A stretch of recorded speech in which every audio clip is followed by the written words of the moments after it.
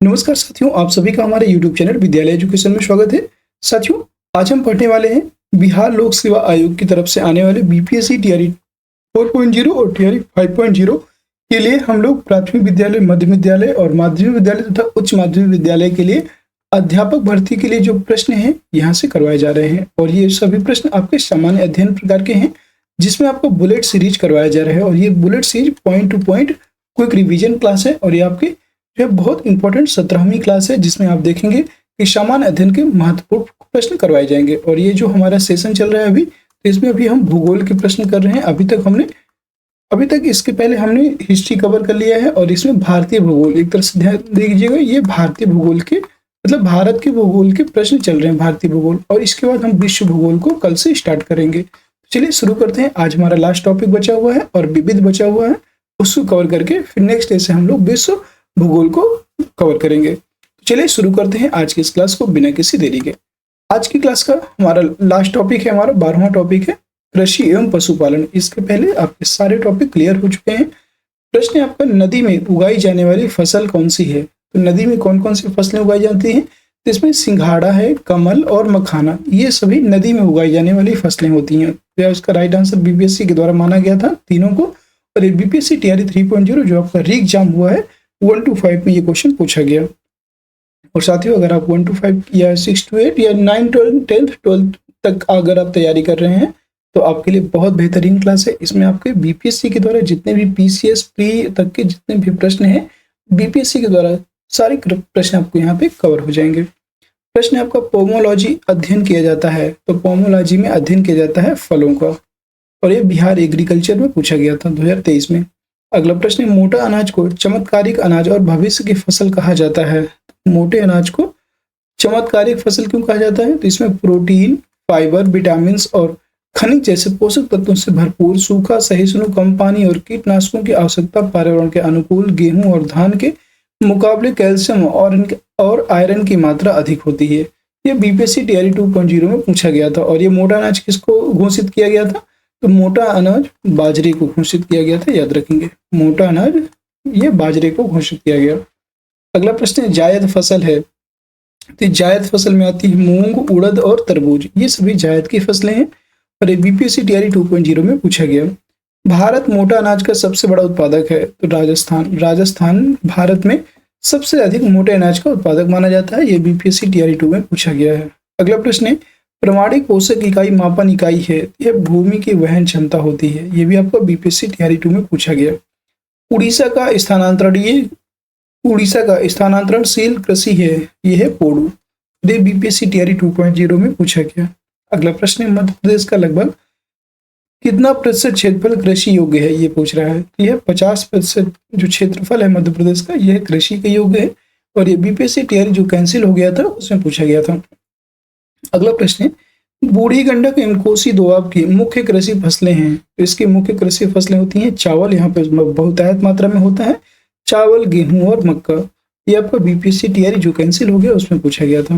अगला प्रश्न है, भारत में कपास उत्पादन में अग्रणी राज्य कौन सा है? कपास के उत्पादन में बात करेंगे तो भारत में कपास उत्पादन में अग्रणी राज्य है गुजरात। यहाँ पे गुजरात गलत है, मैं आपको बता देता हूँ। सबसे अधिक जो कपास है ये महाराष्ट्र में उगाई जाती है। ठीक है, महाराष्ट्र में सबसे अधिक कपास उत्पादन होता है। बिहार एपीयूजीएस 2012 में पूछा गया, लेकिन अब वर्तमान की बात की जा रही है। ये 12 का प्रश्न है, तब वहां पे गुजरात माना था, लेकिन अगर वर्तमान में बात करेंगे तो वर्तमान में आपको महाराष्ट्र लगाना है। अगला प्रश्न है, भारत में अधिकतम मात्रा में दूध उत्पादित करने वाला राज्य है। तो अधिकतम मात्रा में दूध का उत्पादन होता है उत्तर प्रदेश में। भारत में अधिकतर खाया जाने वाला खाद्यान्न है तो वह चावल है, सबसे अधिक चावल खाया जाता है। और बिहार एपीयूजीएस 2012 में पूछा गया। वर्जीनिया तंबाकू के उत्पादन में एकाधिकार प्राप्त है, यह आंध्र प्रदेश को प्राप्त है। और ये भी आपका बिहार एपीयूजीएस 2012 में पूछा गया। साथियों, क्लास पसंद आ रही हो तो एक बार सभी लोग क्लास को शेयर कर दीजिएगा। और कोई भी डाउट हो, कोई भी क्वेश्चन में प्रॉब्लम हो तो आप हमसे कमेंट बॉक्स के माध्यम से बता सकते हैं। और क्लास पसंद आ रही है तो क्लास में अपना एक प्यारा सा कमेंट जरूर कीजिएगा। भारत में जूट का सबसे अधिक उत्पादक प्रदेश है। तो सबसे अधिक जूट पश्चिम बंगाल में आता है। आप लोगों के लिए एक प्रश्न है कि भारत में जूट का दूसरा सबसे उत्पादित प्रदेश कौन सा है? मतलब दूसरा कौन सा राज्य है जो दूसरे नंबर पर आता है जूट के उत्पादन में? ये बताना है आपको। बिहार एपीओजीएस 2011 में ये क्वेश्चन पूछा गया था और बीपीएससी प्री 1996 में भी पूछा गया। अगला प्रश्न है, भारत में चीनी का कटोरा कहा जाता है? चीनी के कटोरा किसको कहा जाता है? उत्तर प्रदेश को। और धान का कटोरा किसे कहा जाता है? अगर आपको पता है तो दोस्तों कमेंट बॉक्स में कमेंट करके बताइएगा। ये आपका 64th बीपीएससी प्री 2018-19 में पूछा गया। भारत का वह राज्य जो रबड़ के उत्पादन में अग्रणी है, तो रबड़ के उत्पादन में अग्रणी राज्य है केरल, ठीक है। और मैं आपको बता देता हूँ धान का कटोरा छत्तीसगढ़ को कहा जाता है। अगला प्रश्न है, भारत में एकमात्र राज्य जो केसर का उत्पादन करता है, तो यह है आपका जम्मू कश्मीर। केसर के उत्पादन के लिए प्रसिद्ध है। केसर ऐसा क्यों? तो यहाँ पे करेवा नामक जो मृदा है, करेवा मृदा यहाँ पे पाई जाती है, करेवा मिट्टी पाई जाती है कश्मीर में, और इसी करेवा मिट्टी में केसर का उत्पादन किया जाता है। ये आपका बीपीएससी प्री 2016-17 और बीपीएससी एई मेंस में पूछा गया था ये पेपर। अगला प्रश्न है, वह राज्य जहां कृषि भूमि 60% से कम है, तो वह है बिहार। बिहार ऐसा राज्य है जहां पर कृषि योग्य भूमि 60% से भी कम है।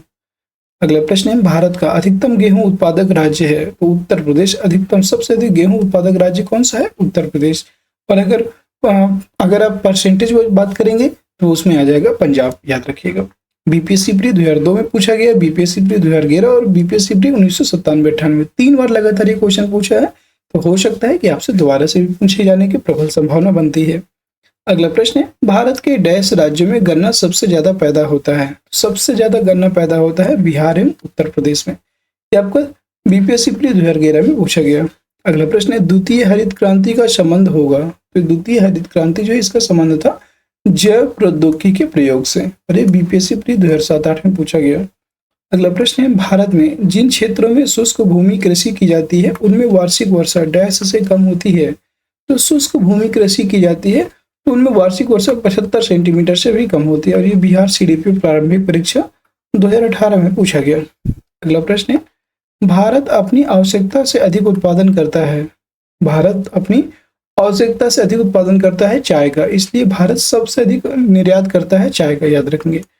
निर्यात करता है भारत चाय का, ठीक है। और ये बीपीएससी प्री 1999 में पूछा गया, ठीक है। अगला प्रश्न, कृषि में युग्म पैदावार का आशय है। युग्म पैदावार का आशय होता है एक ही साथ दो फसल को उगाने के लिए युग्म फसल या युग्म पैदावार कहते हैं। जैसे अगर आप देखेंगे तो गेहूं के साथ आप देखेंगे तो गेहूं के साथ क्या क्या लगा देते हैं? गेहूं के साथ सरसों बो दिया जाता है, चना बो दिया जाता है, ये होता है युग्म पैदावार, ठीक है। ये आपको बीपीएससी प्री 1999 में पूछा गया। और साथियों नेक्स्ट है आपका क्वेश्चन, यहाँ पे भारत के चावल के कटोरा क्षेत्र का नाम है। तो यहाँ पे देख लीजिएगा, भारत का जो चावल का कटोरा क्षेत्र का नाम है ये कृष्णा गोदावरी वाला क्षेत्र है जो साउथ इंडिया में आता है।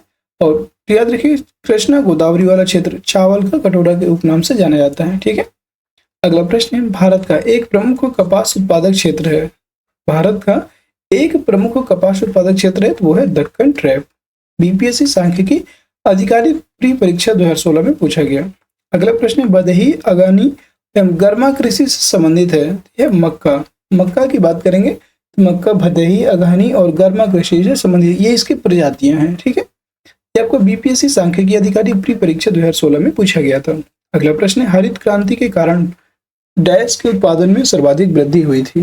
तो हरित क्रांति के कारण गेहूं के उत्पादन में सर्वाधिक वृद्धि हुई, और ये बिहार सीडीपी प्रारंभिक परीक्षा 2005 में पूछा गया।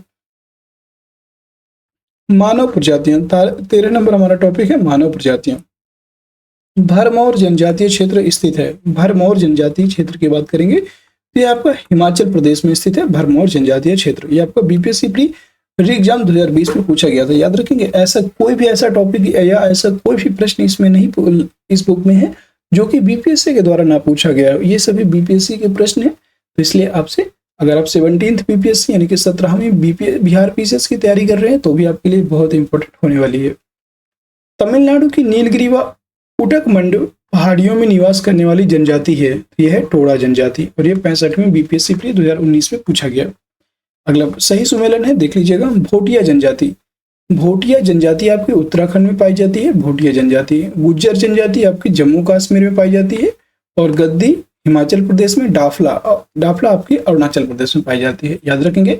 भोटिया उत्तराखंड, गुज्जर जम्मू कश्मीर, गद्दी हिमाचल प्रदेश और डाफला अरुणाचल प्रदेश, ठीक है। गद्दी और बकरवाल एक जनजाति है, बकरवाल, ये भी आपके हिमाचल प्रदेश में पाई जाती है, याद रखेंगे। यह 29वें बिहार जीएस 2017 में पूछा गया प्रश्न है।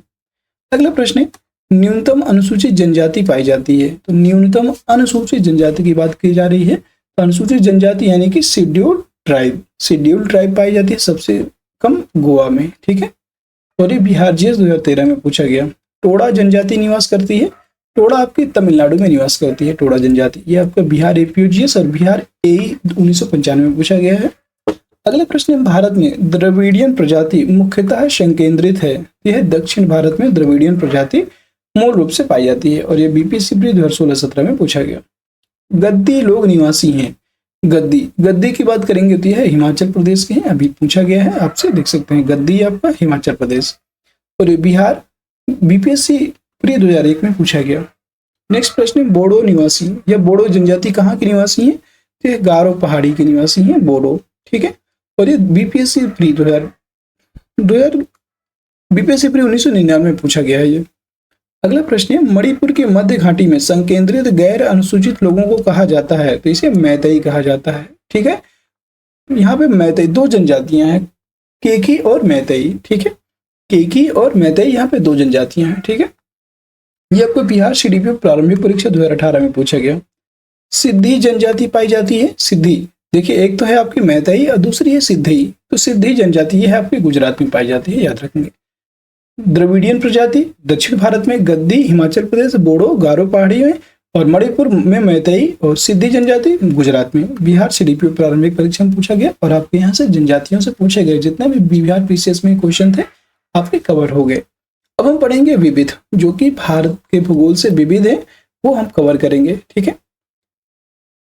भारत में शुष्क बिंदु बस्ती मिलती है। भारत में शुष्क बिंदु बस्ती मिलती है, यह बाढ़ क्षेत्रों में मिलती है और ये बीपीएससी टीआरई 3.0 13/12 में पूछा गया था, अभी 22 जुलाई को, याद रखिएगा। अगला प्रश्न है, भारत का स्थलाकृति मानचित्र संगठन द्वारा बनाया जाता है। भारत का जो स्थलाकृति मानचित्र है यह भारतीय सर्वेक्षण संगठन के द्वारा बनाया जाता है। ये बीपीएससी टीआरई 2.0 में पूछा गया। अगला प्रश्न है, जब बहता पानी चिकनी मिट्टी को काटता है और गहरे चैनल बनाता है, मतलब कोई भी बहता हुआ पानी है और वो चिकनी मिट्टी को काटकर गहरे चैनल बनाता है, उसे कहते हैं गली कटाव। यह आपको बीपीएससी टीआरई 2.0 में पूछा गया। अगला प्रश्न है, भूस्खलन प्रवृत्त प्रोन क्षेत्र है।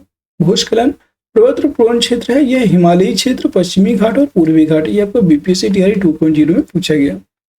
भारत का सबसे शुष्क स्थान है, यह है जैसलमेर। जैसलमेर सबसे शुष्क स्थान माना जाता है भारत का और ये बीपीएससी टीआरई 2.0 में पूछा गया है।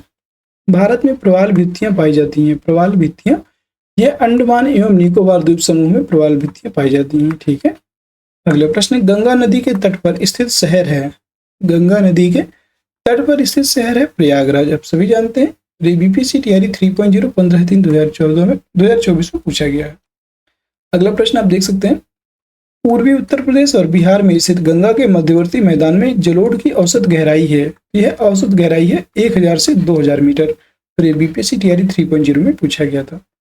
नवीनतम अध्ययनों के अनुसार एशियन प्लेट से भारतीय प्लेट के टकराने का प्रथम बिंदु के रूप में पहचान गया है। तो प्रथम बिंदु के रूप में मानसरोवर तिब्बत को पहचाना गया है, याद रखेंगे। और ये बीपीएससी टीआरई 3.0 में पूछा गया था, मानसरोवर तिब्बत। एक द्वीप नहीं है, तो कौन सा एक द्वीप नहीं है? उड़ान जो कि नवी मुंबई है और ये कोई द्वीप नहीं है, ठीक है।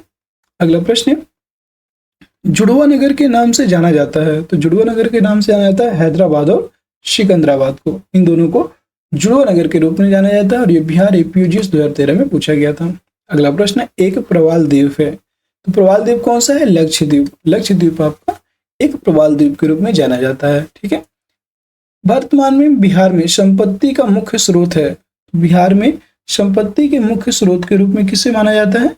यह है आपकी कृषि। कृषि को संपत्ति का मुख्य स्रोत माना जाता है। रांची शहर स्थित है, तो यह झारखंड में स्थित है। पारादीप अवस्थित है उड़ीसा राज्य में। पारादीप उड़ीसा राज्य में स्थित है, यार कब बीपीएससी प्री 2001 में पूछा गया था।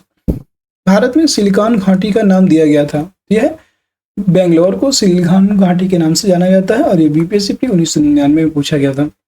रामेश्वरम स्थित है, तो यह तमिलनाडु में स्थित है, ये भी आपका बीपीएससी प्री में पूछा गया। चेरापूंजी अवस्थित है, ये मासिनराम में मेघालय में स्थित है, मासिनराम के मेघालय में, ठीक है। अगला है विदर्भ एक प्रादेशिक नाम है भारत में, और यह कहाँ स्थित है? विदर्भ। तो विदर्भ आपका महाराष्ट्र का एक अंग है जो महाराष्ट्र में स्थित है, विदर्भ, ठीक है। अगला प्रश्न है सबसे बड़ा हिमनद है, तो सबसे बड़ा हिमनद है गंगोत्री, जो कि कंचनजंगा, रुंडूम, गंगोत्री और केदारनाथ में स्थित है। यह आपको बीपीएससी 1995 में पूछा गया। और आज की क्लास का अंतिम प्रश्न है दक्षिण गंगोत्री स्थित है। दक्षिण गंगोत्री आपके अंटार्कटिका में स्थित है, याद रखेंगे, दक्षिण गंगोत्री अंटार्कटिका में स्थित है। और ये बीपीएससी सांख्यिकी अधिकारी प्री परीक्षा 2016 में पूछा गया था। और साथियों आज की क्लास में हम लोगों ने मतलब आज से हमारा भारत का भूगोल कंप्लीट हो गया। भारत का भूगोल हम लोगों ने कंप्लीट कर लिया, और कल की क्लास से हम आज की क्लास यहीं पे समाप्त करेंगे, और कल की क्लास से हम विश्व का भूगोल, वर्ल्ड ज्योग्राफी से शुरू करेंगे, जितने भी बीपीएससी के द्वारा पूछे गए प्रश्न हैं। तो उम्मीद है आप सभी को क्लास पसंद आई होगी, और अगर क्लास पसंद आई होगी तो सभी लोग का एक उत्तरदायित्व बनता है कि क्लास को लाइक कर दीजिए, शेयर कर दीजिए, और चैनल में नए हैं तो चैनल को सब्सक्राइब जरूर कर लीजिएगा।